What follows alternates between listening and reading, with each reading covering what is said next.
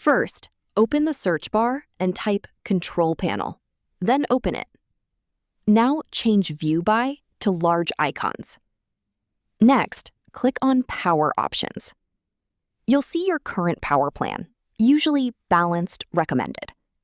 Click Change Plan Settings next to it. Now select Change Advanced Power Settings.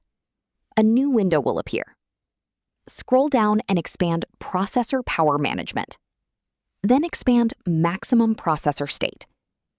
By default, both on battery and plugged in are set to 100%. If you use your laptop for gaming or other heavy tasks, leave it at 100%. But if you mainly watch YouTube, browse the internet, or use Microsoft Word, Excel, or other Office apps, change both values to 60%. This limits the maximum CPU performance, which reduces heat and helps the cooling fan spin more quietly. After making the changes, click Apply, then OK.